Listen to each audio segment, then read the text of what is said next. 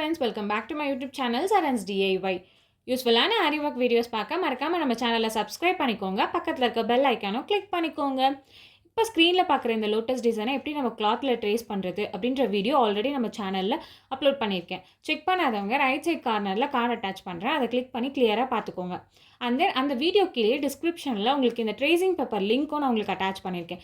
So அந்த லிங்க்கை use பண்ணி இந்த லோட்டஸ் டிசைனை நீங்கள் ட்ரேஸ் பண்ணிக்கலாம். இப்போ பார்த்தீங்கன்னா நம்ம ஸ்டெம் மாதிரி ட்ரா பண்ணியிருந்தோம்ல, அந்த 3 லைன்ஸ் ட்ரா பண்ணியிருந்தோம். அதில் செகண்ட் லைன், அதாவது மிட் லைனில் தான் நம்ம சுகர் பீட் லைன் ஸ்டார்ட் பண்ணுறோம். எப்பவுமே நம்ம ஜரி ஒர்க் தான் ஸ்டார்ட் பண்ணுவோம், பட் இதில் வந்து சுகர் பீட் லைன் ஸ்டார்ட் பண்ணுறோம். அந்த இந்த லோட்டஸ்க்கு கீழே கொஞ்சம் ஷார்ப்பாக நம்ம ஸ்டெம் மாதிரி கொடுத்துருந்தோம்ல, ஸோ அந்த இடத்துலையும் வந்து அந்த மிட் பாயிண்ட் வரைக்கும் கொண்டு போய் ஷார்ப்பாக ஸ்டிச் பண்ணிவிட்டு அப்படியே நீடில் டர்ன் பண்ணி ஒரு குட்டி ஸ்டிச் கொடுத்துட்டு அப்படியே நீடில் டர்ன் பண்ணி இந்த சைடு இருக்க ரைட் சைடில் இருக்கிற ஸ்டெம்க்கு கண்டினியூ பண்ணுறோம். இதுலேயும் வந்து மிட் லைனில் தான் நம்ம வந்து ஒர்க் பண்ணுறோம் பாருங்கள். நெக்ஸ்ட் இப்போ நம்ம லைன் ட்ரா பண்ணியிருந்தோம்ல சுகர் பீட் லைன், அதுக்கு மேலே வந்து 4mm பீட் வந்து ஸ்டிச் பண்ணுறோம். அதே மாதிரி மிட் பாயிண்ட் கொண்டு வந்து டேரக்ஷன் திருப்பி ஒரு குட்டி ஸ்டிச் கொடுத்துட்டு நம்ம அப்படியே கண்டினியூ பண்ணுறோம். இதோட பீட் நம்பர் வந்து பார்த்திங்கன்னா 4mm பீடு. நெக்ஸ்ட் வந்து பார்த்தீங்கன்னா இந்த 4mm பீடுக்கு மேலே வந்து நான் ஒரு லைன் வந்து சுகர் பீட் லைன் ஸ்டிச் பண்ணி கம்ப்ளீட் பண்ணிட்டேன். நெக்ஸ்ட் வந்து பார்த்தீங்கன்னா த்ரெட் எடுத்திருக்கேன். இது வந்து சாரி கலரில் கான்ட்ராஸ்ட்டாக த்ரெட் எடுத்திருக்கேன். இப்போ கீழே நம்ம ஸ்டிச் பண்ணாலும் சுகர் பீட் லைன் ஃபர்ஸ்ட்டு நம்ம ஸ்டிச் பண்ணோம், அதுக்கு கீழே வந்து ஒரு பேக் ஸ்டிச் கொடுத்துட்டு நம்ம அந்த சுகர் பீட் லைன் ஒட்டியே வந்து செயின் ஸ்டிச் கொடுக்குறோம். இந்த சாரி கலரில் த்ரெட் எடுத்திருக்கேன் கான்ட்ராஸ்ட்டாக. உங்களுக்கு வேணாம் அப்படின்னா நீங்கள் வந்து நார்மல் ஜரி த்ரெட் கூட யூஸ் பண்ணிக்கலாம். ஸோ இங்கேயும் அப்படி தான் நம்ம மேலே வரைக்கும் அந்த மிட் லைன் வரைக்கும் கொண்டு வந்து அப்படியே டேரக்ஷன் திருப்பிக்கணும். அப்படியே நீடில் திருப்பிட்டு நம்ம இந்த சைடு இந்த டேரக்ஷனில் நம்ம த்ரெட் லைன் கொண்டு வரோம். இதே மாதிரி ஒரு 3 லைன்ஸ் நான் வந்து ஒர்க் பண்ணுறேன். ஓகேவா? இல்லை நீங்கள் 2 லைன்ஸ் உங்களுக்கு ஓகே அப்படின்னாலும் நீங்கள் கண்டினியூ பண்ணி விட்டுடலாம். பட் ஆனால் எனக்கு வந்து கொஞ்சம் கிராண்டாக இருக்கும் அப்படின்னு சொல்லிட்டு நான் 3 லைன்ஸ் கொடுத்துருக்கேன். அது மட்டும் இல்லாமல் அந்த த்ரெட் ஒர்க்குக்கு கீழே வந்து ஜரி யூஸ் பண்ணி செயின் ஸ்டிச் கொடுக்குறேன் ஒரு 2 லைன். ஓகேங்களா? அது இன்னும் பார்க்க நல்லா ஹைலைட் பண்ணி காமிக்கும் அந்த த்ரெட் ஒர்க்கு. அதனால வந்து இன்னும் 2 லைன் வந்து ஜரி ஸ்டிச் கொடுத்துருக்கேன்.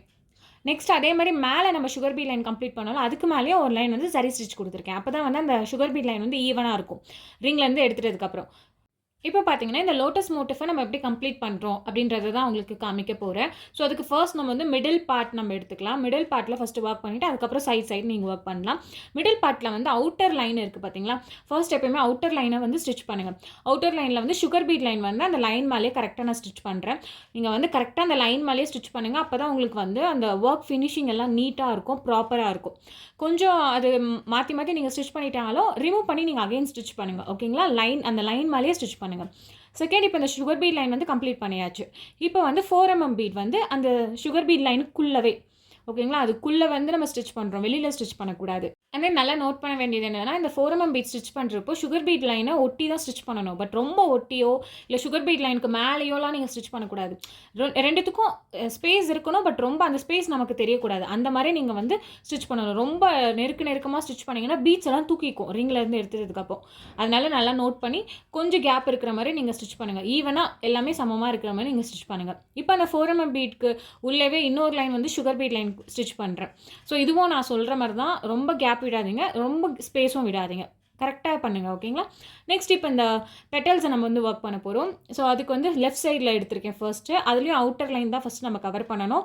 சுகர் பீட் லைன் வந்து அவுட்டர் லைன் ஸ்டிச் பண்ணுறேன். ஸோ இந்த ஷார்ப்பான எட்ஜஸ்க்கெல்லாம் எப்பயுமே நான் சொல்கிறது தான், ஒரு பீட் எக்ஸ்ட்ரா வச்சு ஸ்டிச் பண்ணிக்கோங்க. இப்போ இதோட முடிஞ்சிடுது அப்படின்னா ஒரு பீட் எக்ஸ்ட்ரா வச்சு ஸ்டிச் பண்ணிவிட்டு அகைன் ஒரு குட்டி ஸ்டிச் கொடுத்துட்டு அப்படியே நீடில் டர்ன் பண்ணி இங்கே ஒரு குட்டி ஸ்டிச் கொடுத்துட்டு அதுக்கப்புறம் தான் நீங்கள் பீட் ஒர்க் கொடுக்கணும். அந்த குட்டி ஸ்டிச் கொடுக்காமல் விட்டுட்டிங்கன்னா அந்த ஷார்ப்பான எட்ஜ் உங்களுக்கு கிடைக்கவே கிடைக்காது. ஸோ அதை மட்டும் நல்லா நோட் பண்ணிக்கோங்க. ஸோ இந்த அவுட்டர் லைன் வந்து நம்ம கம்ப்ளீட் பண்ணியாச்சு. இந்த மிட் பாயிண்ட் வரைக்கும் கொண்டு வந்து ஸோ அந்த ஸ்பேஸ் எல்லாம் கரெக்டாக பார்த்து நீங்கள் ஸ்டிச் பண்ணிக்கோங்க. என் நாட் போட்டுருங்க. நெக்ஸ்ட் அந்த இடத்துலேருந்து நான் கண்டினியூ பண்ணுறேன். உள்ளே வந்து ஒரு லைன் வந்து 4mm பீட் ஸ்டிச் பண்ணுறேன். ஸோ இதுவும் பாருங்கள், ரொம்ப ஒட்டி இல்லை, ஸ்பேஸ் கரெக்டாக விட்டு நீங்கள் ஸ்டிச் பண்ணணும். அப்படியே நீடில் டர்ன் பண்ணி ஒரு குட்டி ஸ்டிச் கொடுத்துட்டு அப்படியே கண்டினியூ பண்ணுங்கள். ஒவ்வொரு வாட்டியும் நீங்கள் அங்கே கட் பண்ணி என் நாட் போட்டு அகைன் நீங்கள் ஸ்டார்ட் பண்ணணும்லாம் கிடையாது. ஓகேங்களா? நெக்ஸ்ட் இப்போ வந்து ஃபைனலாக இங்கே என் நாட் போட்டுடணும். அதுக்குள்ளேயே வந்து இன்னொரு லைன் வந்து சுகர் பீட் லைன் கொடுக்குறேன். ஸோ இதே மாதிரி தான் எல்லா பெட்டல்ஸ்க்கும் நீங்கள் வந்து ஒர்க் பண்ணணும். கீழே இருக்குல்ல இந்த லீஃப் மாதிரி, ஸோ அதுக்கும் நீங்கள் வந்து சேம் இதே தான் நீங்கள் கொடுக்கணும். ஸோ இதே மாதிரி ஒரு லைன் வந்து sugar bead line 4mm bead and then வந்து ஒரு லைன் சுகர் பீட் லைன் கொடுத்து கம்ப்ளீட் பண்ணணும். ஃபைனலாக வந்து ஃபுல்லாகவே நம்ம கம்ப்ளீட் பண்ணிட்டோம். ஸோ இதுக்கப்புறம் வந்து இந்த மிடில் இருக்க கேப்பில் வந்து நம்ம த்ரெட் ஒர்க் கொடுக்க போகிறோம். ஸோ அதை எப்படி பண்ணுறதுன்னு பார்க்கலாம். இதுக்கு வந்து ஃபஸ்ட்டு பைப்பிங் த்ரெட் எடுத்துக்கோங்க. டெய்லரிங் ஷாப்பில் இல்லை நார்மல் ஆரி ஒர்க் ஷாப்லேயே கிடைக்கும். ஸோ இந்த பைப்பிங் த்ரெட் வந்து ரொம்ப திக்காக இருக்காது, கொஞ்சம் தின்னாக இருக்க பைப்பிங் த்ரெட்டாக பார்த்து எடுத்துக்கோங்க. ஓகேங்களா? இப்போ இந்த எட்ஜஸ்லாம் ஆல்ரெடி நம்ம கட் பண்ணி விட்டுருப்போம்ல, ஸோ இந்த இடத்துல கொஞ்சம் ஓப்பன் ஆகிருக்கும் அந்த பைப்பிங் த்ரெட். அதனால் அதெல்லாம் கட் பண்ணிக்கோங்க. அந்த எட்ஜஸ்லாம் நல்லா கட் பண்ணிவிட்டு இப்போ லைட்டாக இங்கே க்ளூ அப்ளை பண்ணிக்கோங்க. அப்போ தான் அந்த த்ரெட் வந்து பிரிஞ்சு வராது, அந்த பைப்பிங் த்ரெட் வந்து பிரிஞ்சு வராது. ஸோ அதனால் நல்லா அதில் க்ளூ அப்ளை பண்ணி ட்ரை ஆக விட்டுருங்க. நெக்ஸ்ட்டு இந்த த்ரெட்டை வந்து நீங்கள் ஃபஸ்ட்டு எங்கே நீங்கள் த்ரெட் ஒர்க் கொடுக்க போகிறீங்களோ அந்த இடத்துல வச்சுக்கோங்க. ரொம்ப ஒட்டி வைக்கக்கூடாது. இப்போ நான் அந்த லீஃபில் ஃபஸ்ட் ஸ்டார்ட் பண்ணுறேன். ரொம்ப ஒட்டி வைக்காதீங்க, கொஞ்சம் கேப் விட்ட மாதிரி அதோட மெஷர்மெண்ட்ஸை மெஷர் பண்ணிக்கோங்க. ஒரு மார்க் பண்ணிக்கோங்க. மார்க் பண்ணிவிட்டு அதை கட் பண்ணிக்கோங்க. கட் பண்ணிவிட்டு 2 எட்ஜஸ்லேயும் வந்து லைட்டாக க்ளூ அப்ளை பண்ணி நல்லா செட் பண்ணிவிட்டு அங்கே க்ளூ அப்ளை பண்ணிக்கோங்க. அப்ளை பண்ணிவிட்டு அந்த த்ரெட்டை வந்து அங்கே ஒட்டிடுங்க. ஒட்டிட்டு நல்லா ட்ரை ஆகட்டும். ட்ரை ஆனதுக்கப்புறம் தான் நம்ம ஒர்க் பண்ணணும். அதே மாதிரி எல்லா பெட்டல்ஸ்க்கும் நம்ம வந்து மெஷர் பண்ணிக்கலாம். ஸோ எவ்வளோ இருக்குது அப்படின்னு மெஷர் பண்ணிவிட்டு மார்க் பண்ணிவிட்டு அதை கட் பண்ணிக்கோங்க. நெக்ஸ்ட்டு க்ளூ அப்ளை பண்ணி நல்லா ஒட்டி விட்டுக்கோங்க. அந்த பைப்பிங் த்ரெட்டை 2 எட்ஜஸ்லையும் வந்து கண்டிப்பாக க்ளூ அப்ளை பண்ணி ஒட்டிடுங்க. ஸோ இப்போ இது ஃபுல்லாத்துக்குமே நம்ம ஒர்க் பண்ணிட்டோம். மிடில் மட்டும் நம்ம எதுவும் ஒர்க் பண்ணல, அதனால் அதை அப்படியே விட்டுடலாம்.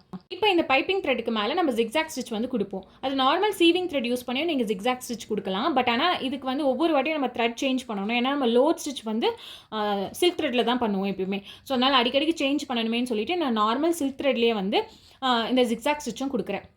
ஸோ ஃபைனலாக ஜிக்ஸாக் ஸ்டிச் கொடுத்துட்டு எண்ட் நாட் போட்டுக்கோங்க.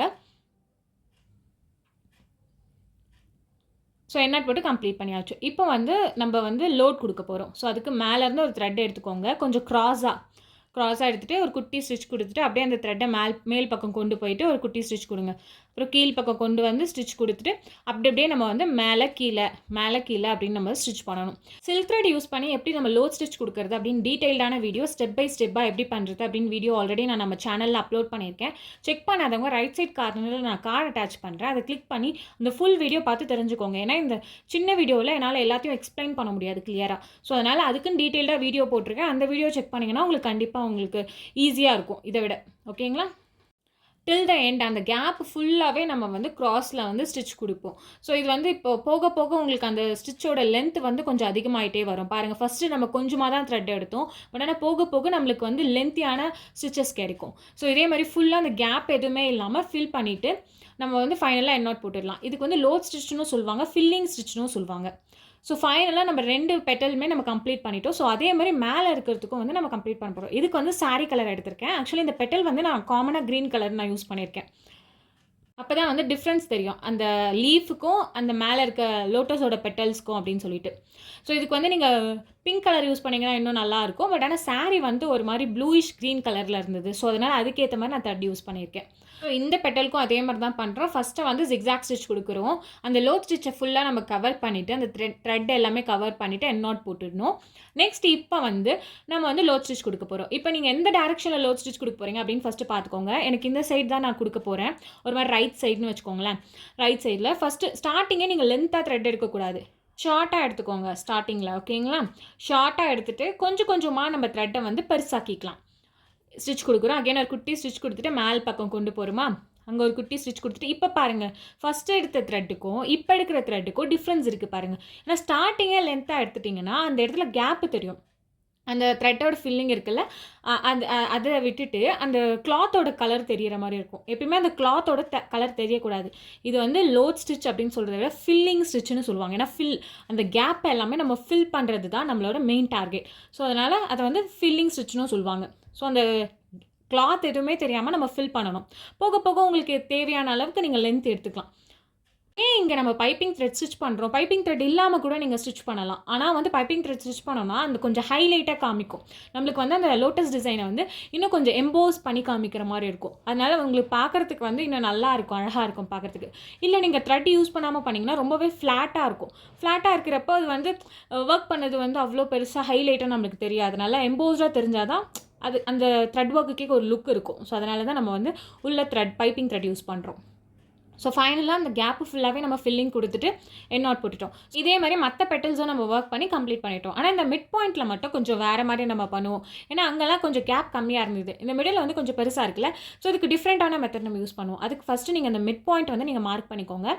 மிட் பாயிண்ட் மார்க் பண்ணிவிட்டு இப்போ அங்கே லோட் ஸ்டிச் நம்ம த்ரெட் நம்ம பேஸ்ட் பண்ணோம்ல, அதே மாதிரி இங்கேயும் ஒட்டணும். இங்கே வந்து 2 சைடும் ஒட்டுவோம். ஓகேங்களா? இப்போ நான் லைன் ட்ரா பண்ணியிருக்கேன் பாருங்கள். அந்த சுகர் பீட் லைனுக்கு ஒட்டி இல்லாமல் கொஞ்சம் கேப் விட்டுட்டு பண்ணணும். ஃபர்ஸ்ட் வந்து பார்த்தீங்கன்னா, இந்த த்ரெட்டை நம்ம ஒட்டிட்டு அதுக்கு மேலே ஸ்டிச் பண்ணணும். ஆனால் இந்த வாட்டி இங்கே நான் ஒட்ட போகிறதில்ல. நீங்கள் வந்து பிகினராக இருந்தீங்கன்னா கண்டிப்பாக ஒட்டி தான் நீங்கள் ஸ்டிச் பண்ணணும். பட் நீங்கள் நார்மலாக நீங்கள் போடுவீங்க அப்படின்னா நீங்கள் ஒட்டலாம் தேவையில்லை. ஒட்டினீங்கன்னா அந்த க்ளூ ட்ரை ஆகிறதுக்கு உங்களுக்கு டைம் ஆகும். பட் இங்கே வந்து அந்த லைன் மேலே நீங்கள் அப்படியே ஜிக்ஸாக் ஸ்டிச் வந்து நீங்கள் பண்ணலாம். எப்பயுமே நார்மலாக நம்ம ஸ்டிச் பண்ணுவோம்ல, அதே மாதிரி த்ரெட்டை அட்ஜஸ்ட் பண்ணி அந்த லைன் மேலேயே நம்ம ஸ்டிச் பண்ணணும். இப்போது அப்படியே நம்ம வந்து த்ரெட்டை வந்து இந்த சைடும் கொண்டு வரணும் டைரக்ஷன். அதுக்கு நீங்கள் கட் பண்ணி நீங்கள் வந்து இந்த சைடு நீங்கள் கொண்டு வரலாம். இல்லைனா இதே மாதிரி ஃபோல்ட் பண்ணிக்கோங்க. இந்த த்ரெட்டை வந்து கொஞ்சமாக மடக்கி விட்டுட்டு ஸோ அப்படியே வந்து ஃபிங்கரால் நம்ம இது பண்ணிக்கிட்டு மடக்கிட்டு அப்படியே குட்டி குட்டி ஸ்டிச்சஸ் கொடுத்து நம்ம இந்த சைடு இந்த டேரெக்ஷனுக்கு கொண்டு வந்து அதே மாதிரி நம்ம வந்து ஜிக்ஸாக் ஸ்டிச் கொடுத்து கம்ப்ளீட் பண்ணிடணும். என் நாட் போட்டுட்டேன் கடைசியாக. ஸோ இதுக்கு எப்படி ஒர்க் பண்ணுறோன்னா, அந்த மிட் லைன் நம்ம ட்ரா பண்ணோம் பார்த்தீங்களா, அந்த கீழே இருந்த லைன்லேருந்து ஒரு த்ரெட்டை லென்த்தாக எடுத்துகிட்டு ஒரு ஸ்டிச் கொடுத்துட்டு மேலே வரைக்கும் டிப் வரைக்கும் கொண்டு போய் ஒரு ஸ்டிச் கொடுத்துட்டு அகைன் ஒரு குட்டி ஸ்டிச் கொடுத்துட்டு அப்படியே த்ரெட்டை கீழே கொண்டு வரணும். கீழே கொண்டு வந்து அந்த லைன் மேலேயே தான் நம்ம வந்து ஸ்டிச் பண்ணணும்.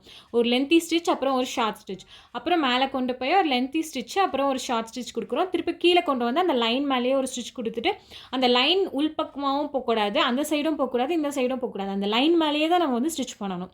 ஓகேங்களா? ஃபஸ்ட்டு வந்து ஸ்ட்ரெயிட்டாக ஸ்டிச் பண்ணிடணும்ல. இப்போ வந்து கொஞ்சம் கொஞ்சமாக கிராஸ் கொண்டு வரணும்.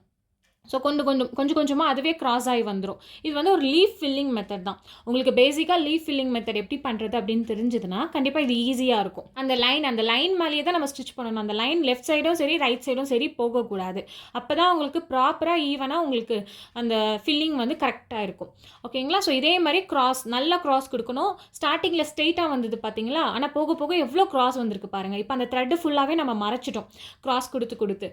ஈவன் அங்கே கொஞ்சம் கேப் இருக்குல்ல, அந்த கேப்பையும் நம்ம ஃபில் பண்ணணும். ஸோ இதே மாதிரி அந்த நம்ம ப்ளவுஸ் பிட் தெரியாத அளவுக்கு நல்லா ஃபில் பண்ணிடணும். அந்த த்ரெட்டு போயிடுச்சுன்னா அந்த ஃபில்லிங்கை விட்டுடணும் கிடையாது. அந்த எட்ஜ் வரைக்கும் கரெக்டாக அதை ஃபில்லிங் ஃபுல்லாகவே கம்ப்ளீட் பண்ணிவிட்டு உங்களுக்கு இன்னும் கூட உங்களுக்கு கேப் இருந்ததுன்னா நிறைய ஃபில்லிங் கொடுக்கலாம்.